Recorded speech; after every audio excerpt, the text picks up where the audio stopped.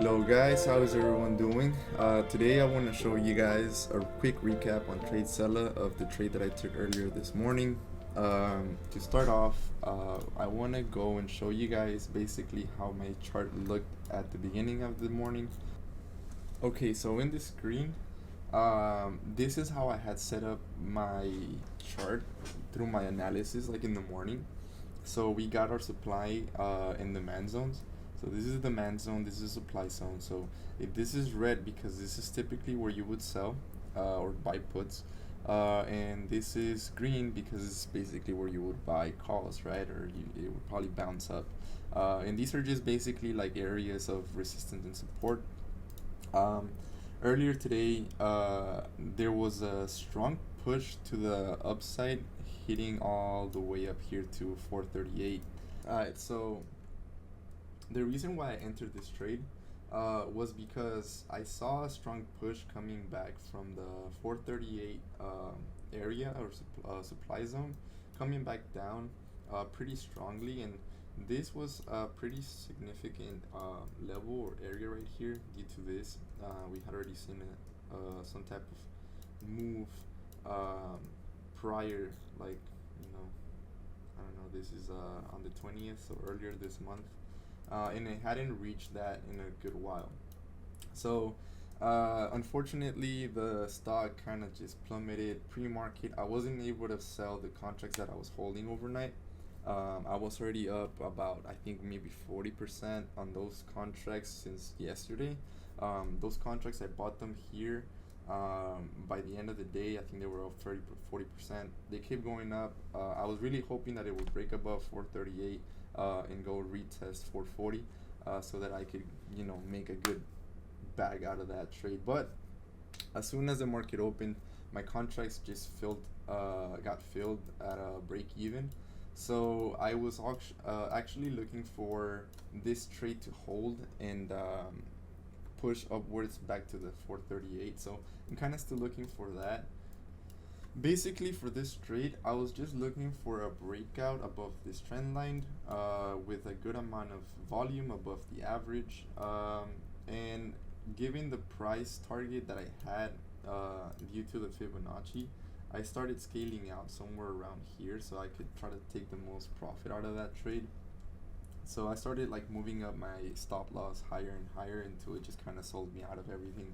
The important thing about Fibonacci's is that you're looking for the golden pocket, right? So the golden pocket is typically around the 50, 61%, and 78. So I'm gonna leave these right here. I'm gonna just give you guys the golden pocket, the one that I always look at.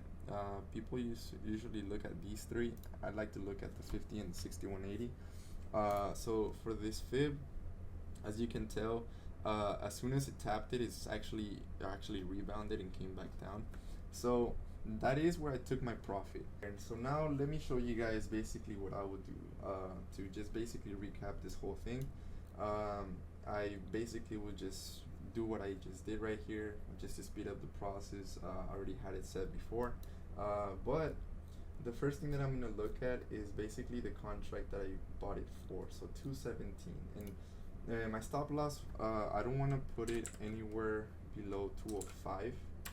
I want to say 200. I think that would have been my stop loss. My stop loss would have been anywhere below this candlestick. So wherever that was, that would have been. So yeah, we'll keep it at 200, right? So if my stop loss was at 200, I entered at 217, right? So I'm risking about $17 per contract, and my price target for this one, I was looking to get at least like a 2 to 1. So if I were to look, for example, right here, my long position, and I were to say, okay, well, I bought here, and then this was my stop loss right below this line. Let's say coming back up to my price target, my risk to reward ratio on this would have been about 4, and it only reached about 1.78 from the moment I bought to the moment I sold. So this is a risk to reward ratio, right? The 178. So If it would have held all the way up here, my risk to reward ratio would have been about 4, right? So that's a pretty good risk to reward ratio. That's what we want. So I had seen these contracts go up to like 320 or something like that. So I was looking for it to reach 300. So my price target or profit target, I mean, would have been somewhere around the 300. But as I said, I was scaling at, so it did sell me somewhere below that. So 280 was like my fill, I guess, average fill. Um, so my planned R multiple was about 4 to 8. I'm sorry. So my planned R multiple was about 4.88, so almost 5 R. That means that I was risking $1 to make 5, or almost 5. And the setup that I use, I want to say was demand zone bounce, right? So we bounced off of this demand zone, and that's why I took this trade. So that was my setup, and these are basically the ones that I use. Mistakes. I don't know what mistakes I didn't do right.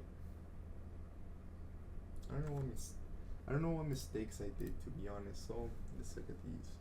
Um,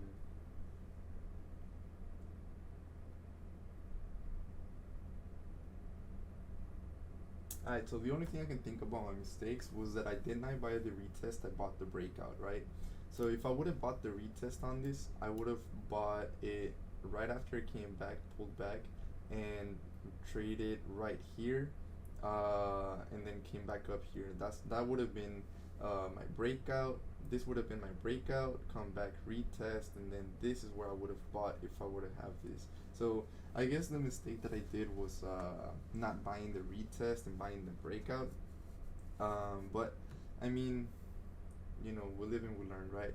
So custom tags, I want to say it was a good entry, and I want to say it was a good exit. And I also had a good routine. So in the morning, I went to the gym at 5 in the morning. Got my meditation done, my prayers and everything. So it was a good morning today. Basically sold me at the peak of this, so I'm glad. My running P&L went all the way up to 200, sold right at 197. So that's a great trade right there. So that is basically the recap for today's trade. We had a 30% or almost a 29% gain on $651 cost for the 3 contracts that I bought, and the gross P&L was about 190. So it was a really good trade. It was very simple to trade this one. I feel really confident trading and taking this trade. So that's what we're looking for, is just repeating the process. If you like what you see here, basically just try to look for those type of plays and just keep on trading the same one over and over. Just minimize your risk. Just basically finding what your edge is, and whenever you find your edge, just keep on repeating the same process. Really focus on your risk reward ratio, and that is what's going to give you actually the money that you guys are seeking for in trading. So hope you guys actually like this video. I'm gonna try to do a little bit more recaps on my trades today. I think it was a pretty good example of basically what I like trading in general. So I hope you guys liked this video, and if you guys learned anything, just hit me up, ask me any questions, whatever you guys need. I'm always willing to teach and learn from others. So there's a lot that goes on with the stock market, and there's a lot that goes on with trading in general, especially like technical analysis and whatnot.